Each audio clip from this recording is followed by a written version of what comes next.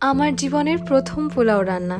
দেখি যদি সহজে করতে পারি তাহলে তোমাদের সাথেও সেই সহজ পদ্ধতিটা শেয়ার করে নিতে ভুলবো না। আর সেটা খেয়ে সবার কেমন লাগলো সেটাও আমি তোমাদের সাথে শেয়ার করে নেব।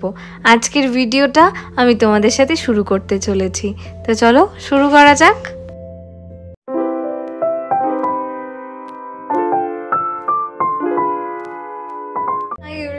Hi everyone, welcome back to my channel. আজকে হচ্ছে সানডে, এখন বাজে দুপুর 4:15।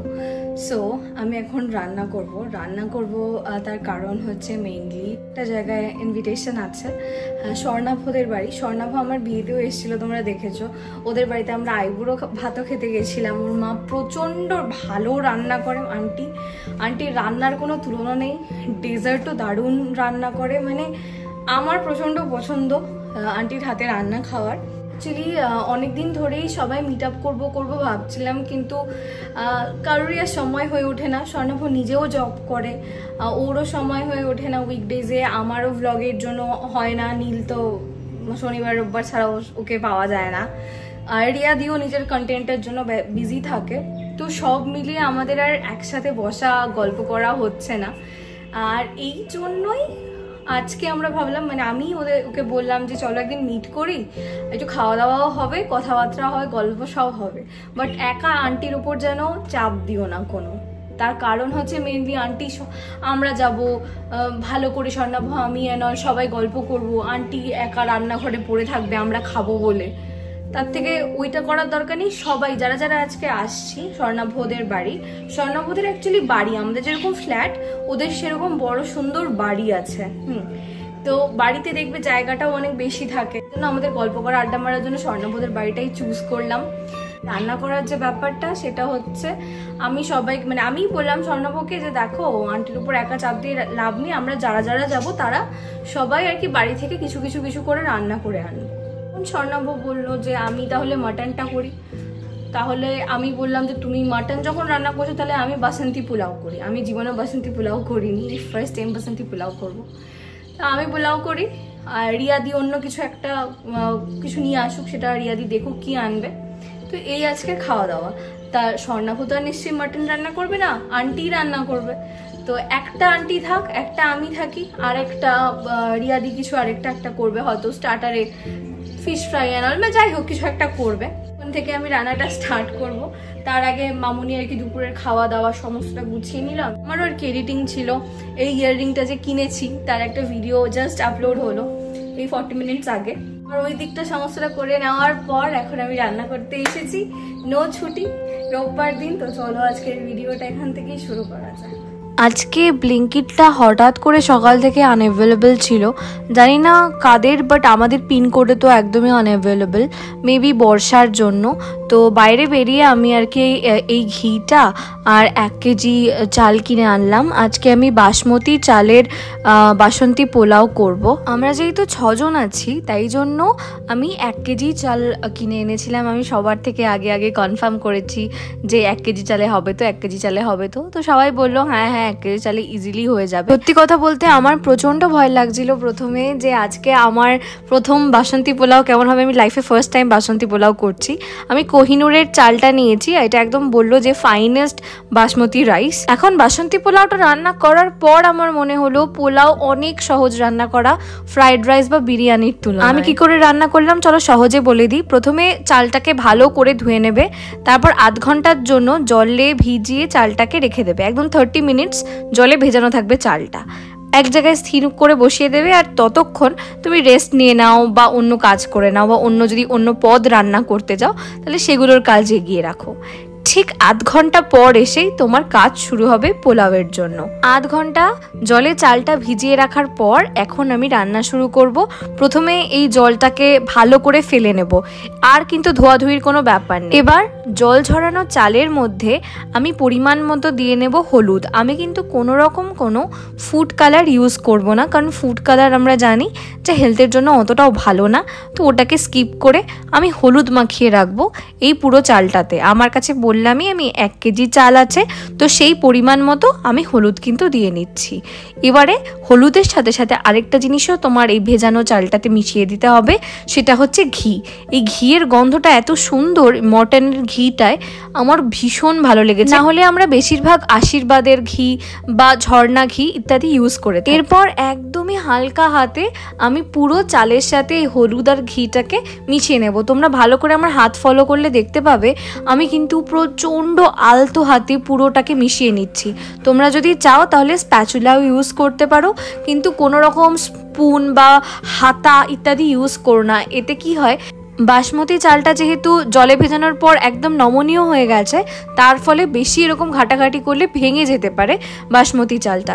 তো ভালো করে আমি সময় নিয়ে ধৈর্য ধরে মাখিয়ে নিলাম এই পুরো চালের মধ্যে হলুদ আর ঘিটাকে। এবার এই মিশ্রণটাকেও 10 মিনিট ঢেকে রেখে দাও।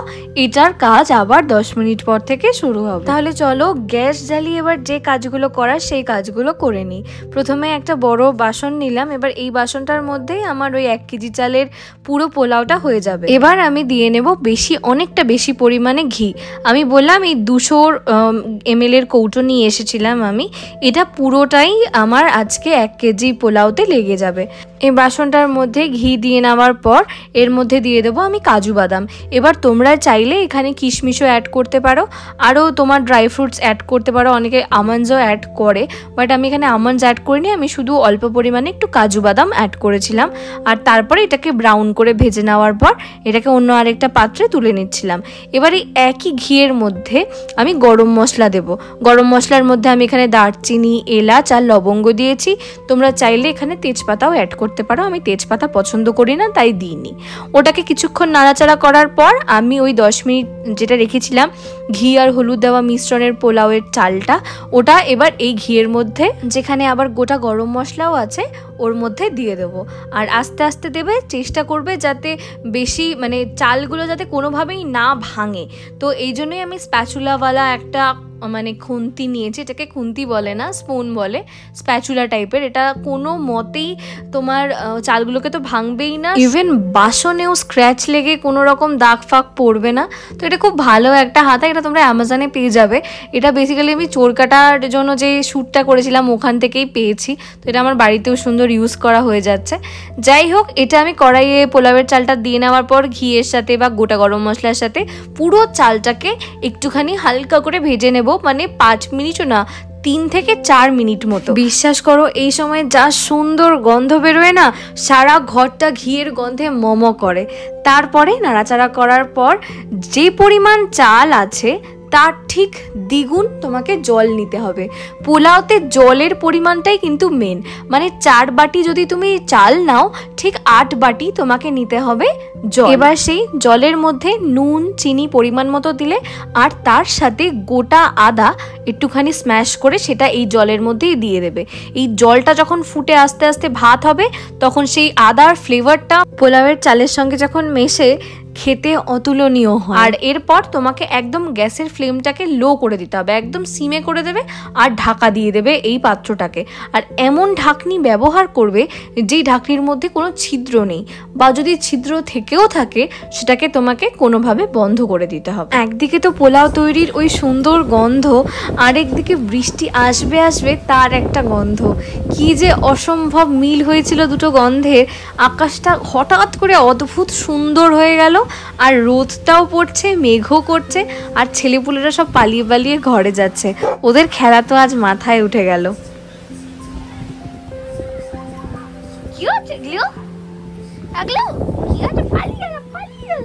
কি যে সুন্দর আবার একটা রামধনু হয়েছে।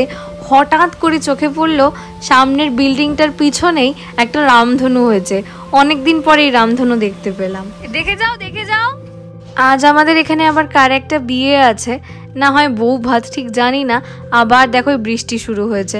আমাদের সিদ্ধাতে মনে হয় কারোর কার্স আছে, যেটা মাঝে মাঝে বিয়ে হলেই বৃষ্টি নামতে থাকে। আর এখন বৃষ্টিরই বা কি দোষ, এখন তো বর্ষাকাল, বৃষ্টি তো হবেই।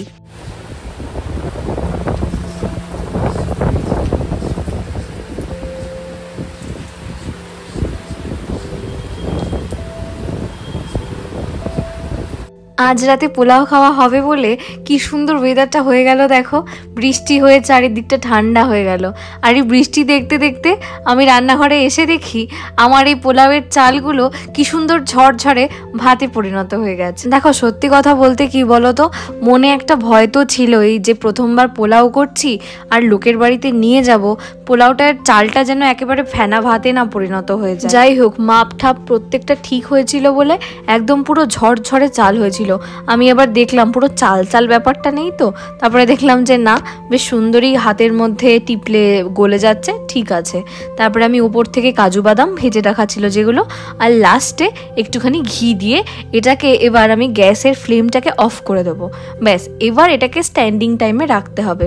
মানে কিচ্ছু না পোলাওটা রান্না করা, তোমরা ভাবতে পারবে না, মানে যারা করোনি তারা করলে মনে হবে এটা তো দারুণ, এটা তো বেশ মানে ফটাকসে হয়ে যায়। থেকে আমার মনে হয় যে ফ্রাইড রাইসটা কঠিন, বারবার একটা ব্যাচে ভাজতে হয়। যাই হোক, এইটা আমি স্ট্যান্ডিং টাইমে রেখে এবার আমি চা বসিয়ে দিই, কারণ এত সুন্দর বৃষ্টি দেখতে দেখতে বাড়ির যে দুজন সদস্য ছিল তারা তো বারবার চা চাইছে। মামনি আর কি নিচে গেছিলো যা একটা কাজে, আর বাবাই ছিল আর নীল ছিল, তাই জন্য ওরা বারবার চা খাবো করছে। আমি আজকে আর চা খাবো না, ওরা তো দুজনেই চিনি দিয়ে চা খায় না, আমার তো আবার চিনি লাগে, তো চা খেলে আবার চিনি খাবো, ওখানে গিয়ে আবার মিষ্টি বা পোলাও খেতে হবে, আবার মাটন আছে, তো সুতরাং আমি এখনকার চা খাওয়াটা স্কিপই করলাম। আর অন্য দুটো বাটিতে আমি একটুখানি পোলাও তুলে নীলকে আর বাবাইকে টেস্ট করতে দিচ্ছিলাম, দেখার জন্য কি নুন চিনি এগুলো সব ঠিকঠাক আছে কিনা, বা ভাতটা ওরকম চাল চাল লাগছে কিনা সবগুলো। নাহলে তো আমার প্রচণ্ড ভয় লাগছে, বাড়ির জন্য করলে এরকম লাগতো না, আর কি বাইরে নিয়ে যাচ্ছি তো তাই জন্য প্রথমবার ভয়ই লাগছে। তো আমি কি করলাম, ওদেরকে দিয়ে এসে আমি যে ঘিটা বা ওপর থেকে আমি কাজু বাদাম দিয়েছিলাম ওটা তো আমি বারবার নাড়াতে পারছি না, চালগুলো ভেঙে যাবে, তাই আমি পুরো একদম ধরে পুরো এই যে বাসনটা আছে আমি ওটাকে ঝাঁকিয়ে দিলাম। এটা আমি শিল্পার থেকে শিখেছিলাম। এইদিকে আমার চাও হয়ে গেছে, এবারে ছেঁকে বাবাইকে আর নীলকে দিয়ে দেবো।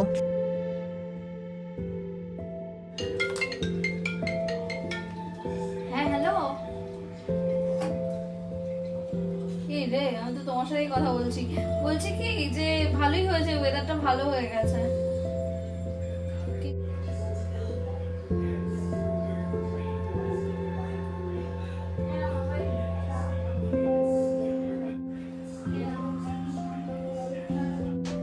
স্ট্যান্ডিং টাইমটা হয়ে যাওয়ার পর আমি এরকম কন্টেনারগুলোতে ভরে ভরে 5খানা কন্টেনারে ভরে নিয়েছিলাম আমার যা পোলাও রান্না করেছিলাম সেইগুলো। আজকে আর বাড়ির জন্য রাখতে পারিনি, অন্য আরেকদিন বাড়ির জন্য করব যখন, তখন সবাই ওরাই খাবে। আজকে একজনের বাড়িতে যাচ্ছি তো ওইখানে এরকম মেপে মেপে তো নিয়ে যাওয়া যায় না, আমি পুরোটাই নিয়ে গেছিলাম। তো যাই হোক, ওরা খেয়ে বলবে তারপরে কিরকম লাগছে।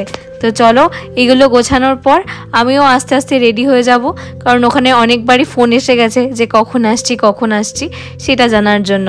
7:30 বাজে, এখন আমি বেরিয়ে যাব।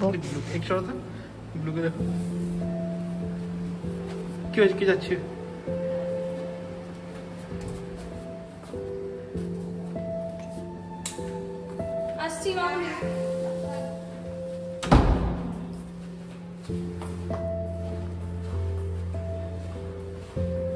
আবার বৃষ্টি শুরু হয়ে গেল।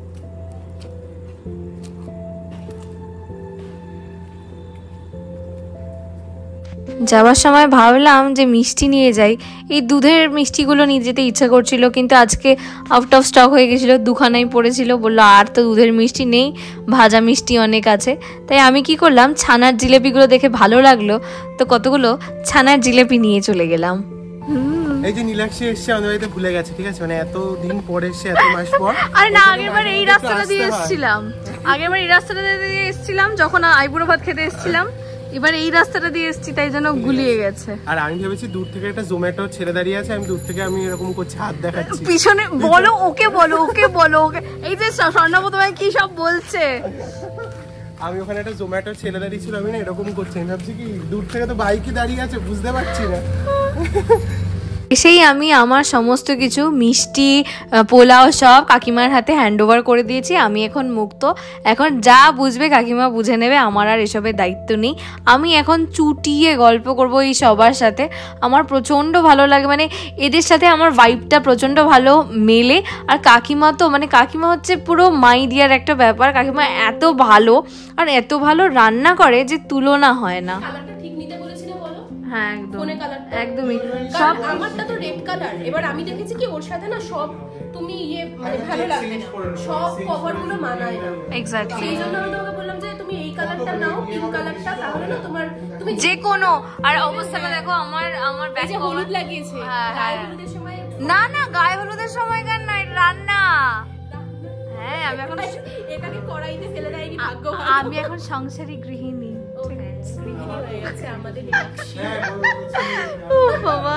রিয়াদি নিয়ে এসেছিল এই চিকেন পকোড়াগুলো, আর তার সাথে আন্টি আসার সাথে সাথে কফি দিয়েছিল।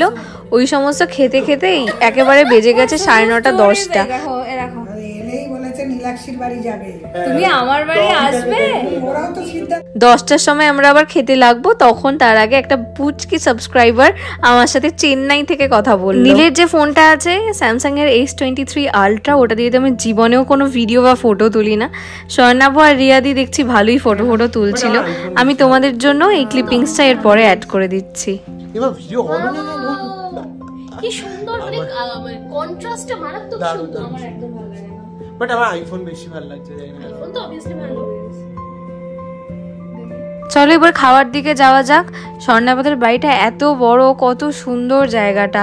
আর কাকিমা তো সবাইয়ের জন্য বেড়ে টেড়ে দিচ্ছে, প্লেটের মধ্যে মাংস, পোলাও, এইসব। আমাদের তো কোনো দায়িত্ব নেই, হেভি মজায় আছি। আমি খেয়েছি, মানে আমার কি বলে জানো, আইবুড়ো ভাতে। আজকে আমি নীলাক্ষী আমাদের জন্য পোলাও বানিয়ে নিয়েছি। আমি জানি না কি ছাতা হয়েছে, সবাই টেস্ট করে দেখো। আজকে ফার্স্ট টাইম নীলাক্ষীর হাতে রান্না খাবো আমরা। আমি জানি না, এরকম বলো না, তারপরে দেখলো ফার্স্ট এটাই ঝুলিয়ে দিয়েছি। বড় একটা রান্নাঘর, আমার কি ভাল লাগে এরকম বাড়ির রান্নাঘর। স্বর্ণাভ মাকে একটা সুন্দর মডিউলার কিচেন করে দেবে এখানে, আর মাকে করবে এখন এটা ভেঙে চুরে আবার হবে আর কি বাবাই। খুব সুন্দর কিচেন, মানে এটা যদি মডিউলার কিচেন হয় না দেখার।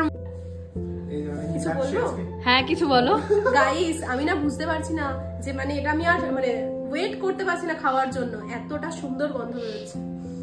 নীলাক্ষী, আমি সব নীলাক্ষী রান্নাঘর থেকে এই খাবারটা চলে এসেছে। হ্যাঁ, আর ওইটা হচ্ছে স্বর্ণাভর মার রান্নাঘর। স্বর্ণাভর রান্নাঘর, রিয়াদির রান্নাঘর থেকে হয়ে গেছে খাওয়া। আর এটা হচ্ছে না, খাও তোমরা, বসে থেকো না। চলো শুরু করি, আমরা আর ওয়েট করতে পারছি না। এইটা আমাকে একটুখানি দাও। নিচে কি পেপার বাঁধবো নাকি? আচ্ছা, ফার্স্ট ওরা আর কি আমার ওই পোলাওটা নিয়ে মাতামাতি করা চালু করেছে। আমি বলছি থামো, আগে তোমরা খাও, তারপরে কমপ্লিমেন্ট দিও। আমার মানে যত ওরা মাতামাতি শুরু করেছে তত আমার ভয় লাগা চালু হয়েছে। তো এবার ওরা খাবে। বাবা আমি জানি না, মানে খাতরোকে খিলাড়ির মতো লাগবে।